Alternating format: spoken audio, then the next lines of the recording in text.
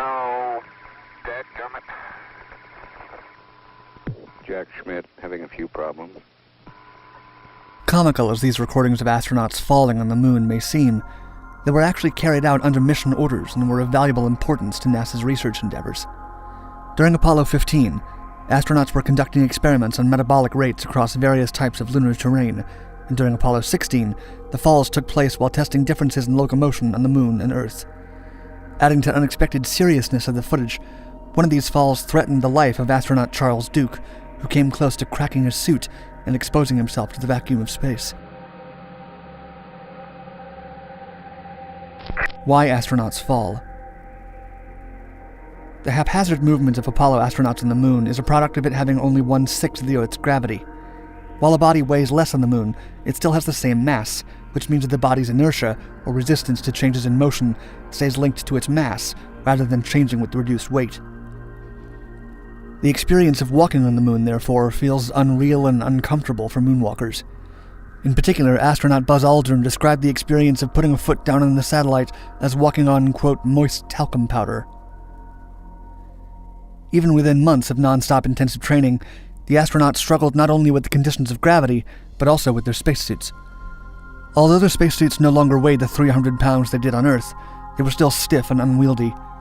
Many regular actions, such as bending down to pick up an object, would only result in a fall, so the astronauts had to use tools for many simple tasks while wearing them. Additionally, in order to crouch, they would need to hop first and then use the landing to compress their suits. NASA investigations. Starting with the first moon landing in July of 1969, NASA became deeply interested in the mobility of men on the moon, and for the first time, real data on the matter could be collected. For the entirety of the Apollo era, NASA dedicated resources to study and analyze the falls of astronauts on the moon so it could assess the dexterity of people outside of Earth. Scientists worried about the flexibility of suits, whether astronauts could handle key equipment while wearing spacesuits, and which techniques would be best to prepare for before going to the moon. By studying the movement and the failures of movement on the moon, NASA scientists could address these concerns. The subject of moon falls was taken seriously, preserved not only in footage but in detailed documents. One of the reports in the matter about Commander David Scott from the Apollo 15 mission reads as follows, quote, "He begins moving toward a new area as he gives the camera reading and summarizes the description of the area. He steps around a group of rock fragments, and then his right foot steps into a small depression and he begins to lose his balance. As he steps with his left foot, it slides off a small rock and continues sliding on the loose surface soil. While trying to drive his feet back under his center of gravity, Scott increases his forward velocity. He then falls forward with both hands extended to break the fall. Landing on his left side, he rolls counterclockwise and on his back, and is then out of view of the TV camera." The reports for the Apollo 16 mission were even more detailed, including analysis of why the fall happened, how it did, and how the astronaut returned to his feet. An aspect that scientists focused on was how mobility and energy would change with different movements. One of their findings was that skipping and walking, while requiring vastly different amounts of energy on Earth, required the same amount as each other on the moon. Another valuable conclusion that NASA made early on was that due to the slower falls, the astronauts had time to correct a slip or work on standing back up in case of a fall. Some of their conclusions were less helpful, such as stating that the number of falls were caused by loss of traction because of loose soil. One of the astronauts written about in these reports was Charles Duke, who was trying to lift a pair of dropped tongs when he stepped on them instead and lost his balance trying to pick them up. He fell face first, ironically, after he was trying to pick up the tongs to then pick up a hammer he had dropped a few moments before. That fall was relatively harmless, but during the Apollo 16 mission, he would take a fall that almost ended his life. Charles Duke's fall.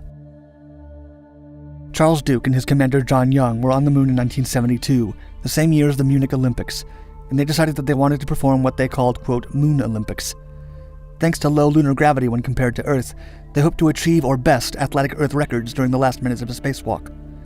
This seemingly innocent decision put Duke at risk, who was only 36 years old at the time, the youngest person that had walked on the moon. They began by trying to take the highest jumps possible. Duke launched himself 4 feet above the lunar surface, an accomplishment he could have been proud of, except for the fact that he decided to straighten his body while in the air.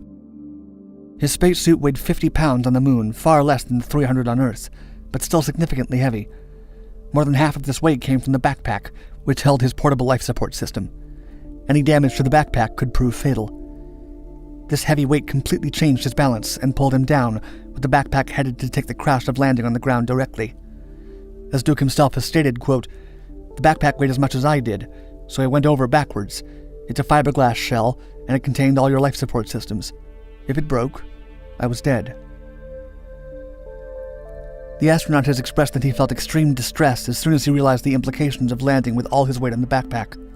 Thankfully, as NASA studies had recorded, falling on the moon is slow and gives the astronaut time to react before crashing.